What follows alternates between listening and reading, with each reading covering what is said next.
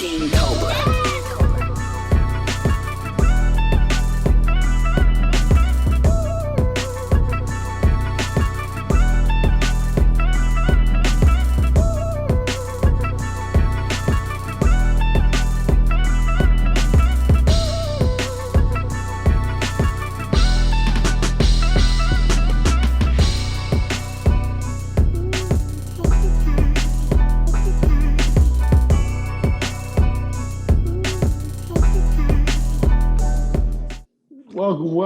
Welcome to another episode of the Urban Retrospect.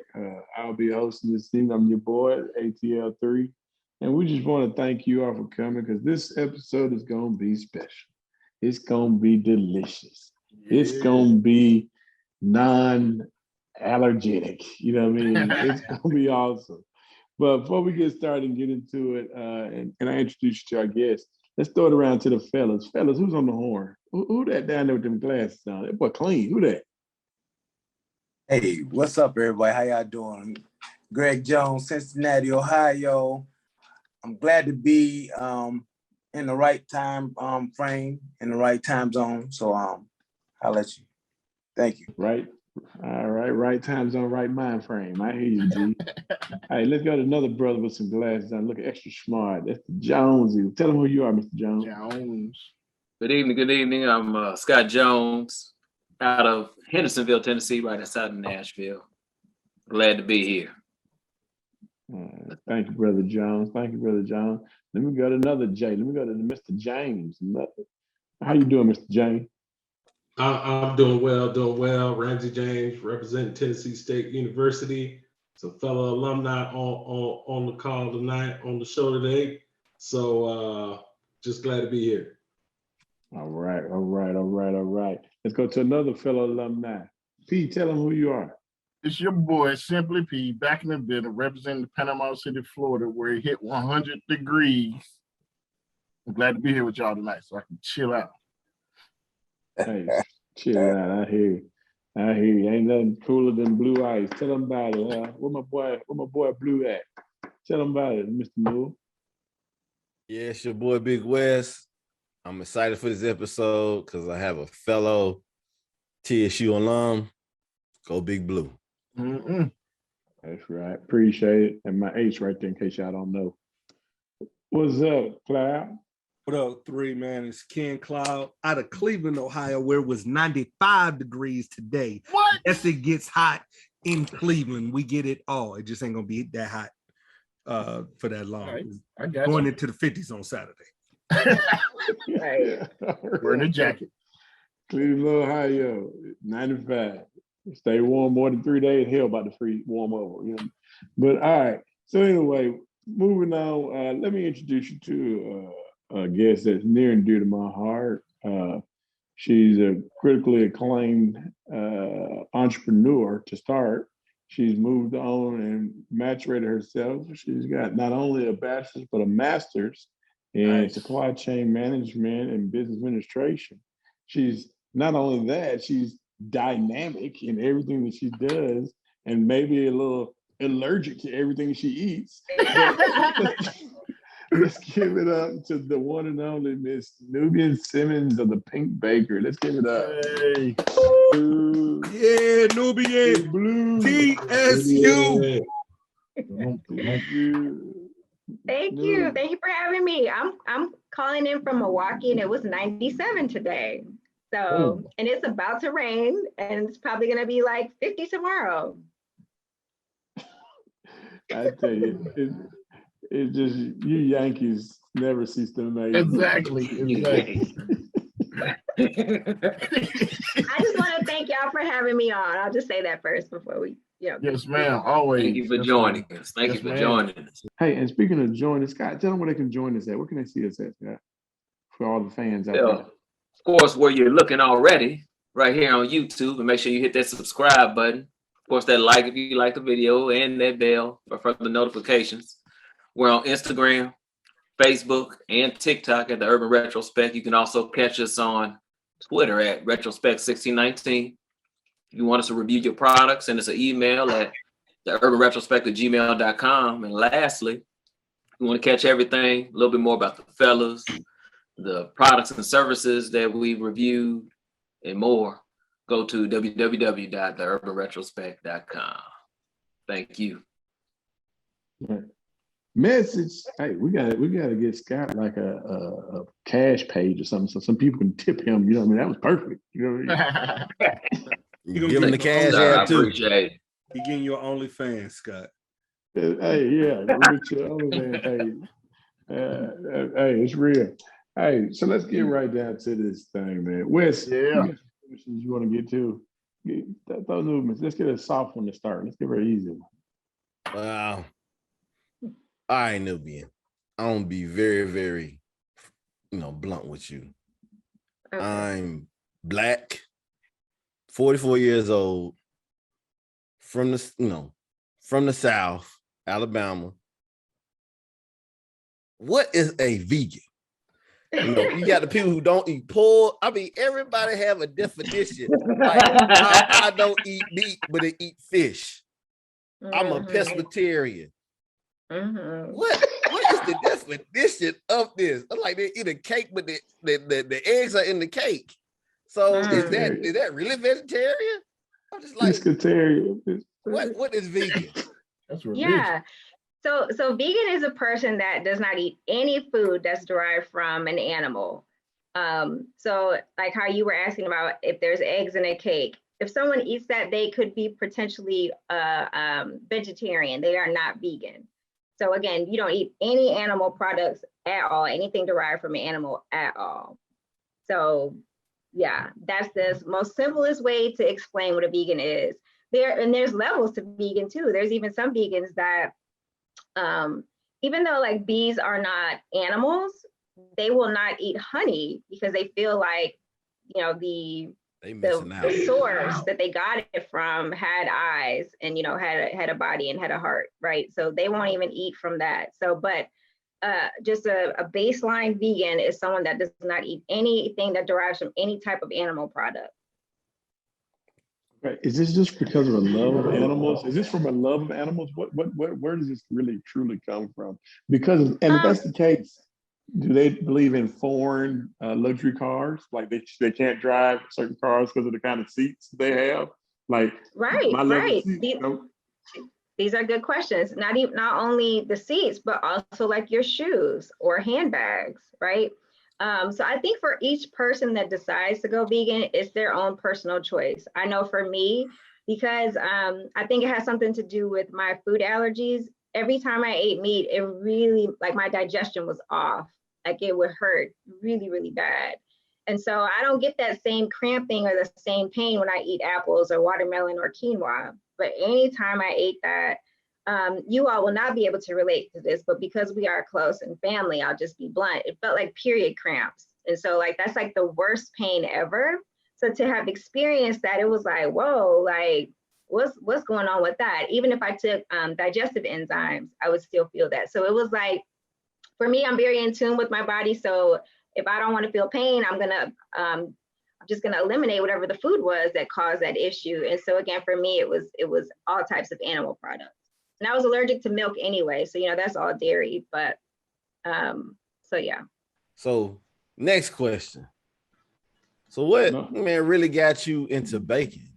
Like what got you started to bake? Because usually you don't really see a lot of people doing that no more since they can get their baked goods from Kroger and stuff. So yeah. I never wanted to be a baker. I had no culinary experience. Like I could cook, but I could not bake. Baking's totally different from cooking. And so honestly, I got inspiration from God, and I thought he was talking to the wrong person when he told me he wanted me to bake, because he was telling me to bake without the top allergens, which again, I thought it was like a joke, like you get, how you hear that inspiration and it's like, no, I don't think that message was for me, And so he kept on me about it. And so eventually I had to surrender. And it's fascinating what you can do when you never thought you'd be able to do anything like that. I formerly was a graphic designer, and I have like a science and engineering background. So I think that was the thing that like saved me, like to help me like rationalized, okay, I could actually do this, right? Because I looked at the baked goods as like engineering structures and, all the science and chemistry that went along with that.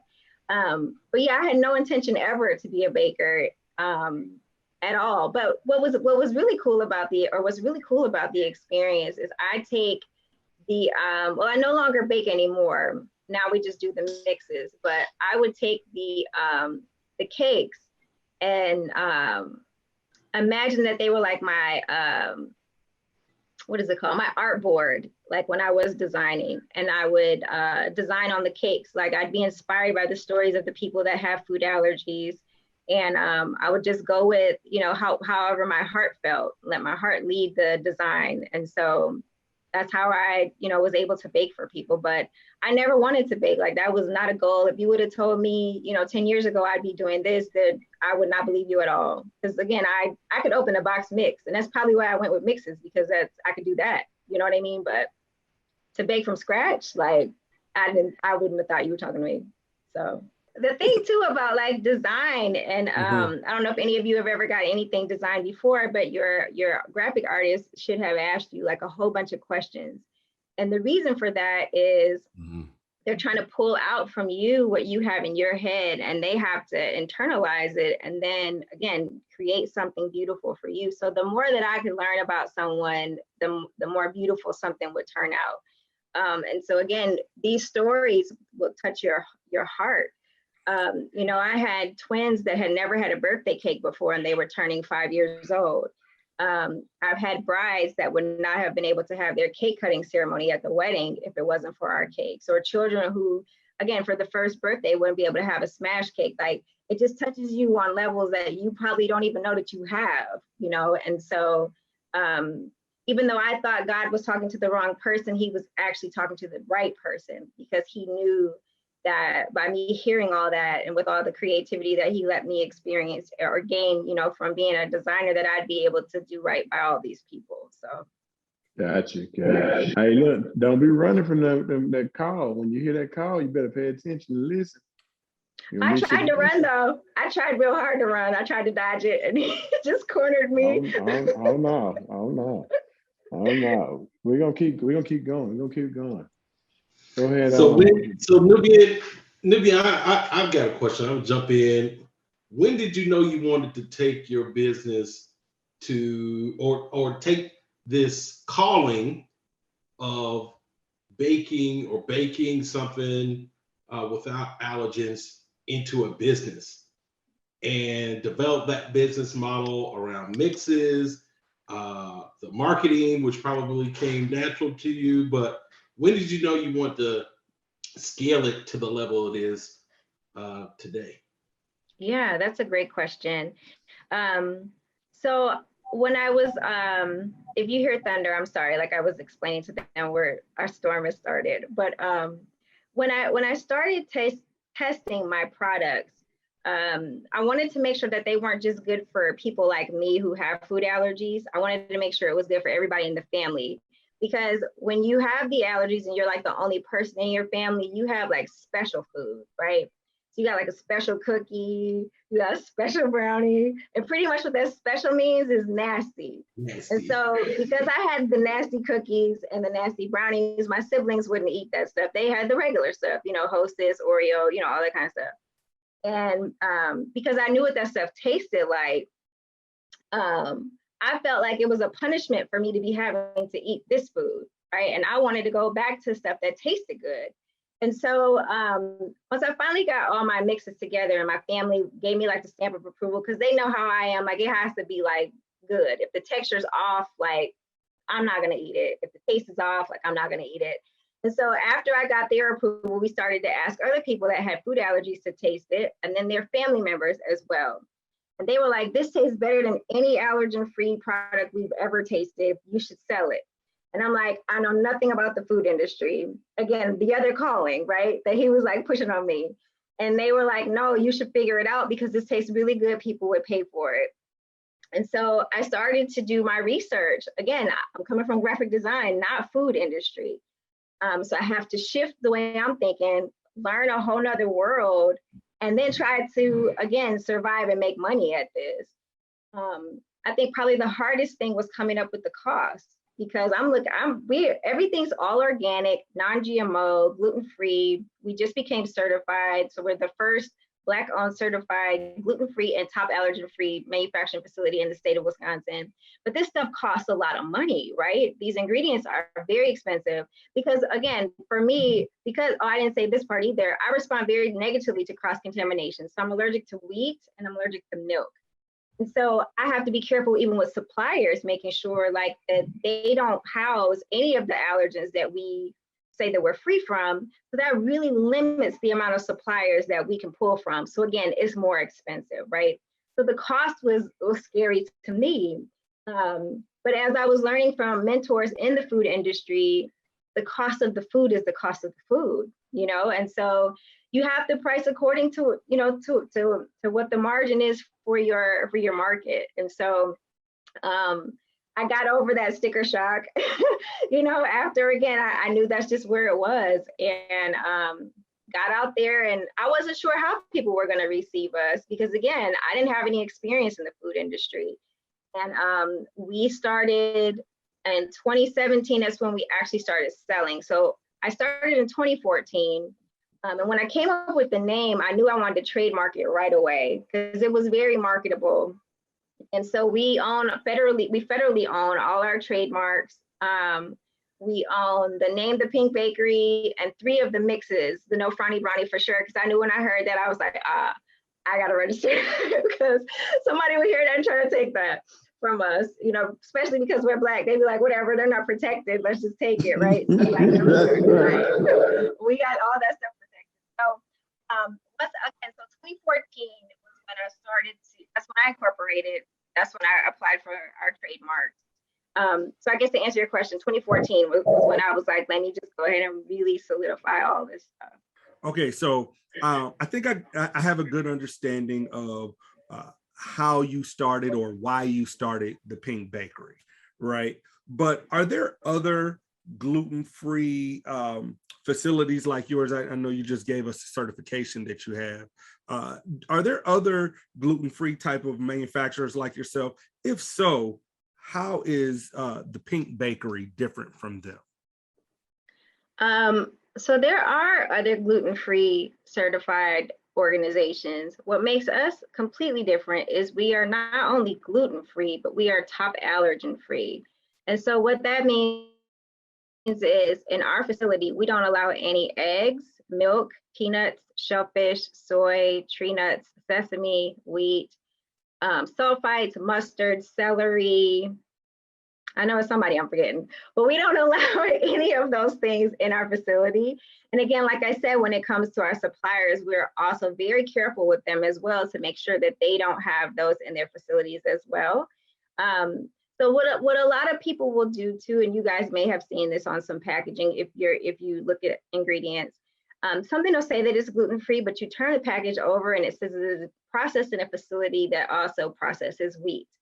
Well, then that product is no longer gluten-free because, again, cross-contamination can happen. I don't know if any of you have ever seen, like, if someone opens a package of flour and, like, it plumes.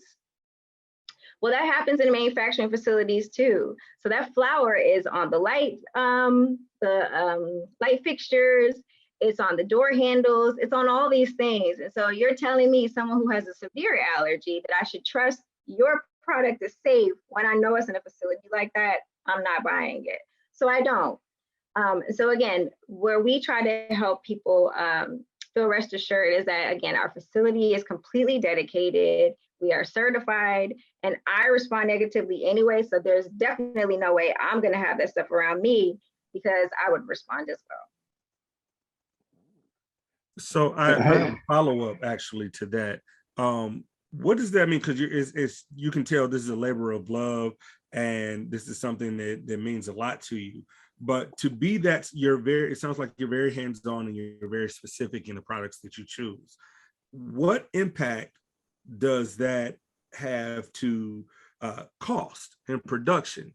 You know, because that's one of the things we get into, and sometimes people say, well, why does it cost so much? guys, this might be a reason, but can you speak to how that plays into the cost of your product? Yeah. So we're very, very, very, very, very niched because we're very, very, very, very, very safe.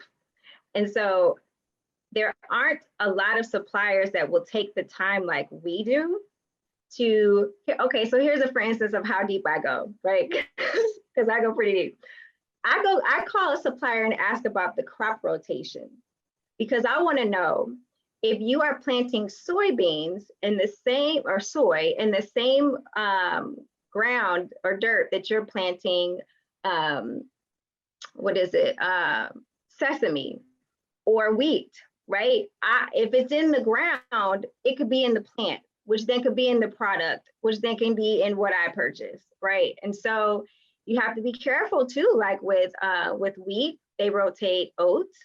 And so a lot of oats, they try to claim that they are gluten-free, but if they're not certified gluten-free, then again, you run the risk of there being some cross-contamination. So the fact that we eliminate so many producers because of the way that they grow foods just adds several layers of expense because these people are being very careful, whereas other people are just growing whatever and they're spraying whatever. Where the people that we buy from are trying to make sure that things are not sprayed, that they are grown a certain type of way that will, again, we won't have to worry about cross-contamination. So yes, it's more expensive, but again, it keeps you safe. And so to me, that's absolutely worth it. I'll pay whatever, even though that's just me personally, but I'll pay whatever so that I don't end up in the emergency room. Or for some people, they have passed from ingesting proteins that they're allergic to. Man. I got a follow-up question. There's over 32 million Americans that have been diagnosed with food allergies, but there's way more Americans that don't even know that they have food allergies.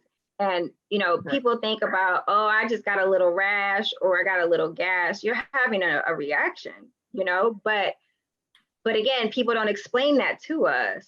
And so when it happens, and for some people, you may not think that you're allergic to something and an allergy could come on at any time. It could be something that was sprayed on your food and you thinking that it's, wheat. Again, just as an example, you may not really be allergic to wheat. It may be something else that was sprayed on it, but it could come on at any time and you can grow out of your allergies at any time. So each person's physical body is totally different. Before, who does the certification that said your product is gluten-free or this farm is gluten-free? Is that the FDA? No. So there are organizations whose sole purpose is to regulate gluten-free or allergen-free. And so the organization that we went through, the reason why we went through them is because not only do they certify gluten-free, but they also do top allergen-free. And our certifying body is called Menu Tri-Info. And they are the ones that certified us. But there's several places out here, several organizations that do gluten-free certification. But like I said, we wanted to go a whole nother level and also be certified allergen-free so that our community would know that we're not just gluten-free, we're certified top allergen-free as well. No, I can't come with you, okay? I can't rock with you. You telling me by your definition that I'm allergic to Cold Stone and Andy's yogurt custard delight treat. I don't believe you. I just don't. Bro, my custom concrete strawberry. It might not be, but it would have been way better had I not prepped you for it. Yeah. Cut this Diary out. of a man who bought candy from the candy lady down the street. I don't even know what that means. Is that code? I mean, again, every physical body is totally different, but if we get a little bit more scientific, most people, actually all of us, stop producing an enzyme after the age of 2 because, and I'm not sure what your religious beliefs are, but scientifically, and then also from like the Islamic perspective, we stop producing lactose after the age of 2, so which is the age of weaning. So after that, we're not supposed to be consuming any other animal's milk. Like if we're going to be drinking anything for calcium or eating anything for calcium, which I'm sure that's not why you're eating your custard, but if you're going to be doing that, then you should be eating kale, broccoli, spinach. These foods have way more calcium than milk. So, yeah. I'm sure you get a little gas. Look, again, we're family. I'm sure you get a little gas when you eat that stuff. And again, that's a reaction. Your body's telling you it's fermenting in here, and don't put that back in here. I can't digest it. Let us out. That's right. Let us out. All right. So, Nubian, and that's a real good answer as far as from a health standpoint. But I still don't believe I'm allergic to calcium, and I don't eat my ice cream for calcium anyway. That's not how I go about getting my calcium. You know what I mean? You said lactose. Lactose, okay. Calcium. He allergic to the mineral. It all go in there together. It all go together. So we talk about health benefits. Are there any actual health benefits from eating your product? Well, I mean, we have to be honest. Anything that has any sugar in it is not going to be healthy. That's just honest, right? We do use a healthier sugar. We use evaporated cane sugar, organic evaporated cane sugar that is vegan. And I make that point because sugar is traditional sugar that's not organic, is processed with bone char. So again, vegan sugar, which is organic sugar, is not processed that way. This is 2022, and I think it's disgusting that that is actually still a thing. But whatever. If I wanted animal hold on my on. sugar. I got one question. Yes. Bone char? Yeah. You can Google that, like, to see how they process sugar. So again, if it's not organic sugar, then I would, if you're not trying to intentionally eat animals in your sugar, then I would get something else. But I'm sorry, it was a question and I just went off on something else. What was your question again? I'm sorry. Basically, my question was, what are the actual... The health benefits. Yeah, so we use sorghum flour, which is a traditional ancient grain, and that doesn't cause any inflammation in the body. And that's what we use instead of wheat flour. So that's one good thing. But again, we do use sugar, so it's not something that I encourage people to eat on a daily basis. These are celebratory things, for every once in a while type thing. So again, it is still sugar. So, but it's healthier version. So with the organic sugar, it still has the molasses in it, so it has a slight brown tint to it versus like purely refined sugar, which is super white. And so everything's been stripped from that sugar. But with our sugar, again, evaporated cane sugar, vegan, it still has some molasses. So you still do get some of the nutrients from that, even though it's sugar. All right, I hear you, Noob. She just made ice cream bad and sugar bad and... I mean, you're eating like... Okay. No, don't clean it up now. Pete, go ahead on. So what? It's cow secretions. It's cow secretions. I mean, it really is. Yeah, it is. That's the first time on this show anybody has mentioned secretions. Yes, for real. It is. So what's in the name Pink Bakery? Why Pink Bakery? I know you got a trademark and everything. Yeah, so that's right. That's right. So again, because I had that graphic design background, I wanted the name to be something that was marketable and something that would be memorable and something that would, for the person who had food allergies, spark some sort of joyful or happy feeling. Because when you have food allergies, it's not like it can be a very sad existence. You're excluded all the time and you're isolated, right? And so I wanted it to invoke something positive and cheery. And so some of the colors that I thought about was like yellow and pink. And when I looked at what pink meant in color theory, it meant love. And so I put a lot of love into my mixes And so instead of me calling it the Love Bakery, I called it the Pink Bakery. And the URL was available. That's how I knew that was a sign that that was going to be the name. And so I secured it. I secured it. I don't know if you can hear that. I secured it. And so then that was the. Don't worry about that thunder. That thunder is just God reminding you that you did the right thing, girl. You're okay. There you go. So just a quick question. This is off the subject. You chose to go to TSU. Did you not get your acceptance letter to KSU on time? You know, what's going on, you know? So, because my school was a real HBCU. So can you explain why you chose to go the blue route versus the green and gold? I didn't even know about your school. So Eating the brownie. I just, you know, I went with where God told me to go, where my heart led me. I had never even heard about your school. Amen. Won't he do it? Sorry. That's what God don't like ugly. I have no further questions. It's all love, though. It's all love. These brownies are all love, believe me. Okay. All right, appreciate it, G man. That brownie look good too. No frownies. No frownies. No frownies. Well, we're gonna get into this probably the supply chain question. Scott, go ahead with that. You got the supply chain question? Well, the main thing is shelf life. You know, because you do have or lack a lot of ingredients. Is there a shorter shelf life with your products?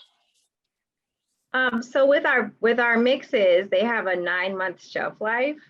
When we were getting them tested, the biggest thing was all about the packaging.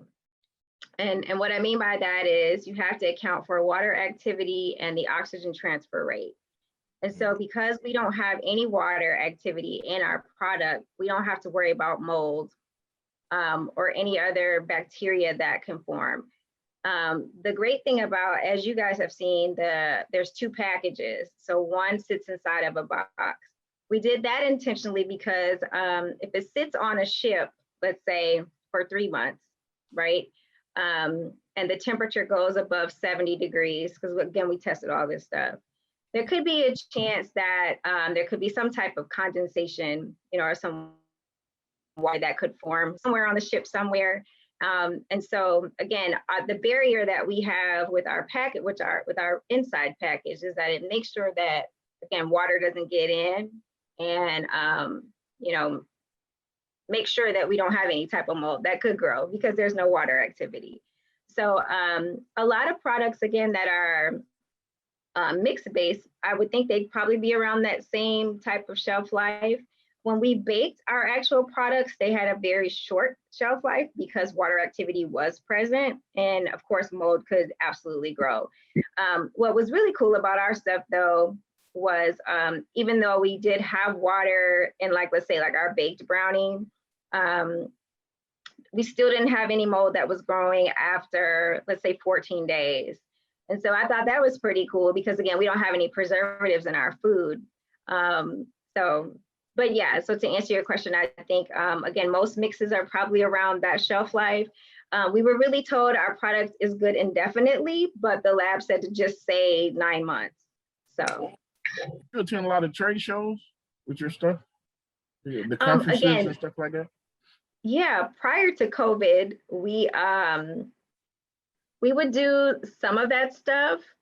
We got really busy because, again, we were baking, and now that we're behind COVID, we just started to kind of try to venture off into that.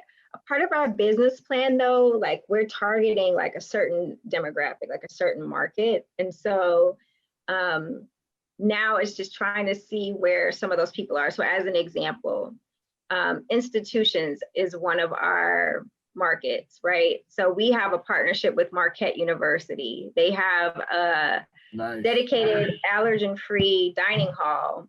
And so they purchase our mixes and they bake for the students that have food allergies. And so our goal is to be in every university that has a dedicated dining hall, that we're the ones that are providing that. So it's finding where those representatives, you know, what trade shows those representatives hang out at or are going to be at, and then for us to position ourselves where they can see us, you know, at those types of places. But we did something called Vegan Day, which was awesome just this past weekend in Chicago. It was like 18,000 vegans, you know, or people that say that they're vegan or have an interest in becoming vegan, or, you know, just wanted to come and see what was going on in Chicago. And so we participated in that, and we were well received. And that was our first time too, being at something like that, again, since past COVID. So, but we want to go to like the Specialty Foods Association, like the fancy food shows, like stuff like that.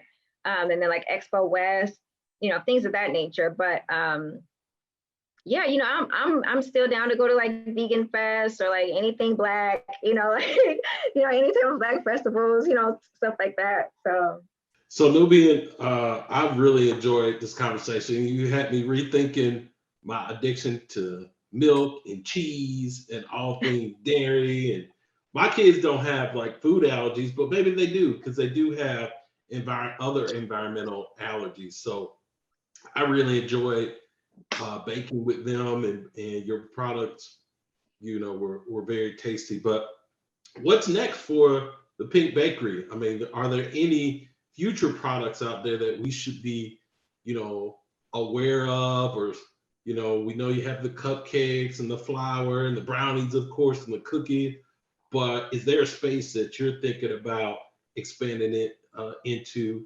bakery wise, or other allergy-free products for the Pink Bakery? Yeah, so because you can hear me okay, right? Yeah. Okay. Because we're coming out of COVID, and when I used to actually bake for people, I'm transferring all my recipes over into baking mixes. So things that are going to come out soon will be, we have a pancake and waffle mix, we have a biscuit mix, we have a spice cake, we have a chai cake, and we have a pumpkin cake. So those are kind of more like seasonal, you know, type things. But then I also have a mint frosting. So, but once I get all that stuff done, the thing that I want to focus on solely, and I'm probably just going to try to lock myself away somewhere for like maybe 2 or 3 months, is bread, because I miss bread so much. The biscuits are great, which I love them because at least I can make like a little mini sandwich, but I miss toast. So that will be something that is in the future for the Pink Bakery, is us finally tackling bread. I also cannot eat yeast. And so yeast is another, you know, integral part of any type of bread baking. You need to have that yeast. And so me learning how to do that without that, again, that's where my science mind comes in and my engineering mind comes in. But I will complete that too. It will not defeat me. So Now I need you to put your genius to work, because I also need, if you can do it, a red velvet and a pecan pie. well, we can't do pecans because pecans are nuts and we're nut free, so we can't do pecans. But I was playing with red velvet. Did you know traditionally red velvet is made with beets? That's what it was originally made with. And so before we got into the artificial colors, because you guys are eating artificial colors with the red dye, which I won't even go into what all that is doing to your nervous system and your endocrine system. I won't even go into that. But but it was traditionally, okay, that won't, traditionally made with beets. And so I did experiment with that, but it's just trying to get that beet taste out, you know, so I got some work to do. Okay, red velvet. Damn, so pecans can't be on them. Oh yeah. Yeah, we're nut free. Make a fake nut. You make a fake nut. I don't want. So with that one, we're gonna keep it moving. Nubian, first, let me just say thank you for being on the show. That's the heck of a way to end the show. Make a fake nut. Yeah, mute that guy. But but seriously, we're so happy to have you. And to anybody that's interested in trying her products, you can go to her website. You want to tell them your website, Noob? Yes, it's thepinkbakery.com, THEPINK, just like the color, bakery, BAKERY.com. Can you tell I do that a lot? Yeah, often, quite often. And I just so love the way that you're a specialty product, and you're starting to grow and branch out, man. Whole Foods, holla at your girl, man. Come see my girl, Trader Joe's. You know what I mean? Let's get her on the shelf. You guys have to tell me what you thought about the baking experience. Okay, we'll So come. Go, G. I've got a couple things for you for Nubian. The brownie, no lie, that brownie was like you mentioned, when you think of things that are allergy or gluten, I think nasty. So I was getting my mind ready for this brownie about to be nasty. But that brownie was busting. I was like, damn, That's all right. That brownie was good. My kids loved it.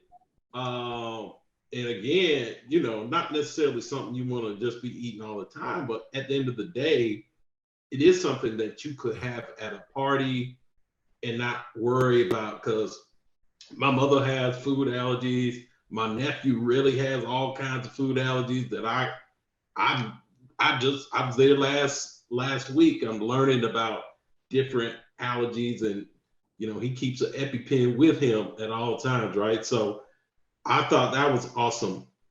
I didn't make the cookies because I don't have a hand mixer. So I was like, oh man, I need to purchase a hand mixer to make it right? Okay. So I would say I'm looking forward to the cookies because of that brownie experience. Nubian, I did have a question. Did I mess up my brownies? Because I put ice cream on top of it. Oh, I put some ice cream on mine too. No, I'm sure you didn't. I'm sure you didn't mess them up. I'm sure it tasted amazing with the ice cream. But yeah, like even if y'all like, for those that don't have nut allergies, they're incredible with walnuts. And for me, I would do like a vegan ice cream, but with ice cream, I'm sure it was amazing. Okay. But you all said that because this wasn't alcohol in this big red cup. This was milk. Okay. I didn't want to say that since she's over here talking about she's allergic to milk, and we are. Because I haven't had the alcohol. This is just straight 2% milk in my brownies. These brownies are fire. So Ms. Newby, I'm the only one that cooked the cookies. So as you can tell, everybody did the brownies. So I got my cookies right here, and I did the simple, the frosting, the basic one with the powdered sugar. Mm-hmm. And so on my part, so I took my brownies to my taste tester. I took it to the bar with a bunch of my friends, and they enjoyed your cookies. Yes, ma'am. They really enjoyed your cookies. I got friends that have kids that are vegan, and one of them they only eat the stuff you eat. I think only thing you can eat is grass, and they like the same grass you like. After listening to your speech, you can't eat nothing. But yeah, so y'all eat the same grass, the green one. We eat the same grass. Let me say this, because I think there's so many misconceptions with vegans. I know. Let me say this. There is way more options when it comes to plants, fruits, and vegetables than it is for meat. I love fruits. So again, there's a lot of options, and you get the nutrients from all the meat that you guys eat grass. So it's like just bypass the animal, just eat the grass. Yes, man. Hey, it tells you the first person I ever met that didn't eat pork was my roommate at Hell Hall. His name was Big Ron. And he said, he told my mom when I was moving in freshman year, he's like, I don't eat pork. My mom whispered in my ear, don't hang around him. True story. And y'all know Big Ron too. He's about 6'9". It is a true story. Yeah, true story. My mom said, don't hang around him. That's funny. We're Southerners, but you're right though. It's better for us, yes, ma'am. But yeah, they did enjoy your cookies. They love your cookies. I have a question. Is anybody else in your family have allergies like that? You know? Oh yeah, good question. My sister, I mean, not my sister, my brother has a shellfish allergy, but other than that, nope. Okay. And I was born with the milk allergy. Wow. And I was considered a failure to thrive baby. Like that's what they classified me as. And so my mom also got sick like after she had me. Like I was able to get the colostrum, you know, from the breast milk, but then after that, I had to be put on Similac, which I think also added to the destruction of my intestines. But you know, yeah. So we didn't even know that I had milk allergy. So I grew up in Wisconsin, still eating things that I should not have been eating. And because they weren't checking for food allergies like they are now, it wasn't as prevalent. So they didn't know what was going on with me, and they never tested me for food allergies. I had to go to all these different doctors, and they were running all these other types of tests, but never for food. And so I suffered through all that for like 15 years.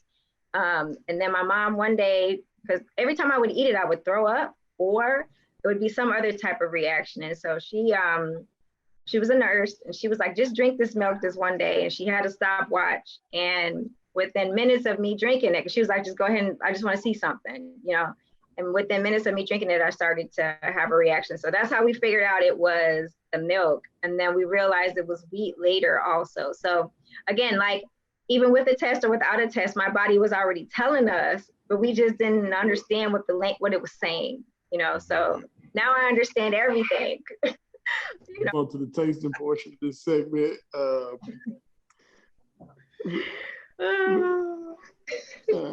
G, could you please give us, since you're already ready, give us a taste of the no frowny brownies and describe to us what you're experiencing. So this is real time, fellas, and ladies and gentlemen. So here we go.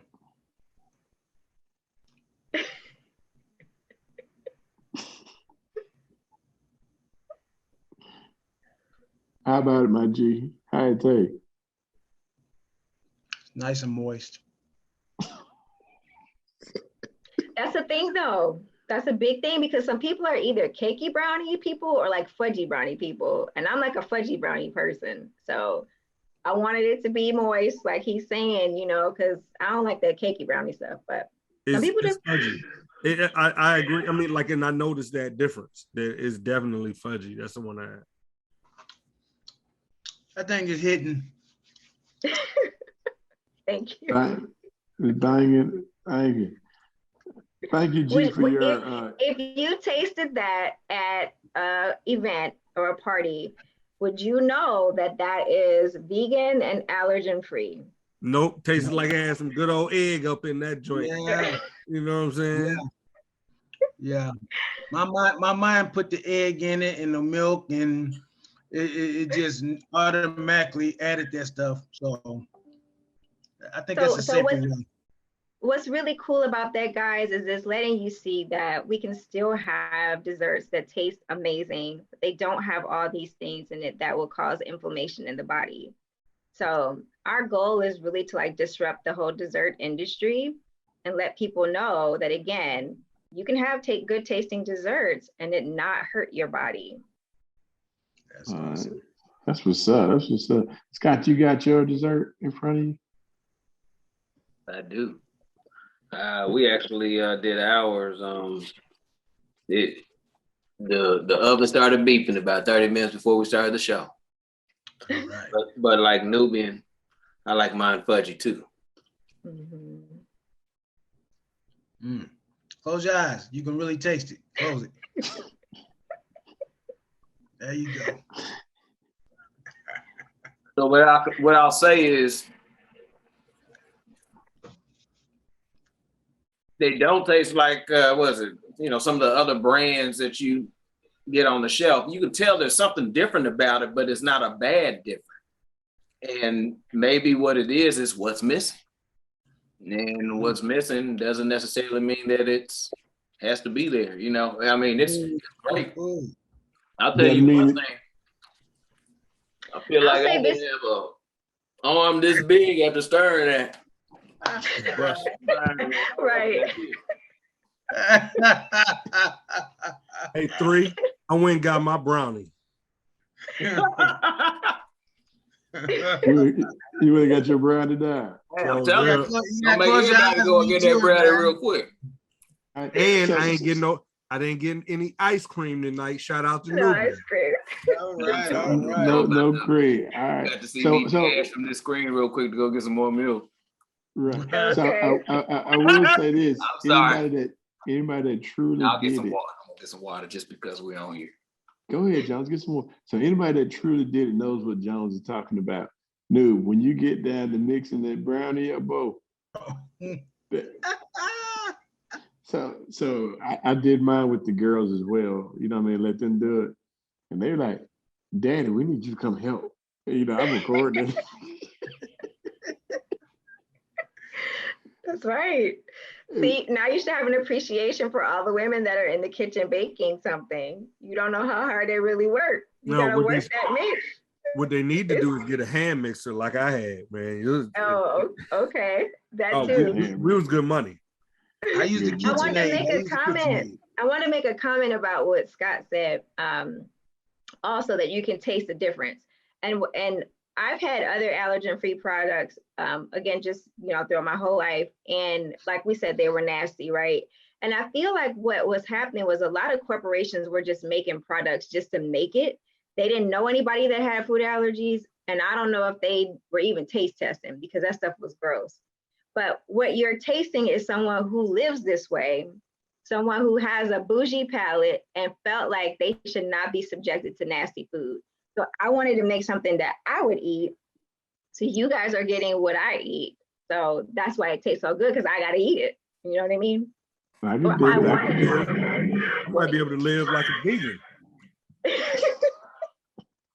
No, we're not gonna lie to ourselves. We're not gonna lie to ourselves like that. No, I like ribs too much. Sorry. That's right. Hey, I'm gonna have to go to P, but Ramsey, I was gonna come to you next, but P, I'm afraid he gonna eat all his cookies before we talk to him. You know what I mean? P, you got anything left? I love it. I say this just for the test. I ate all mine. I don't have nothing to tell you, but they was busting. They was awesome. So mine is bastardized. I put butter in there, and I use lactose-free milk though. So I just messed it all up. No, you didn't, because here's the other thing. The reason why I wanted to make a mix. Not everybody's allergic to the same things, exactly. Right? Like yes, I'm allergic to milk and wheat, but you may be allergic to peanuts, right? So you can use butter, or you can use, vanilla extract, where I can't use that because of the wheat base, right? So we made a mix so that it's like a foundational tool where you guys can make it however you want to make it. We give you that creativity in the kitchen and in this space, so and each of you may have used different types of butter or different types of oil. So it allows that creativity as well. So you didn't mess it up. All right, so I got a curveball for you. Okay. All right, so I did not like it fresh out the oven. Okay. But when it got room temperature and sat for about an hour or so, it's very good. It's crunchy. The frosting got harder. It's like a glaze, like a hardened glaze. Mm-hmm. It's better 2 hours later, in my opinion. I didn't like it for like hot cookies out the oven. I didn't like it fresh out the oven. It's sad. The best. It's good. Yeah, and that's why you'll probably see, like, on a lot of boxes it'll tell you to let it cool. Mm-hmm. While it's cooling, all the flavors are gelling. Yep. So when you taste it right away, fresh out the oven, it's gonna taste totally different than it will when it's cooled. So yes. Even the brownies, like, there are some people that do not wait, and I'm like, no, just wait, because it tastes different, when you let it cool completely. So, yes, but no, I mean, the best cookies though, and we haven't released ours yet, but the best cookies right out the oven are like our chocolate chip cookies.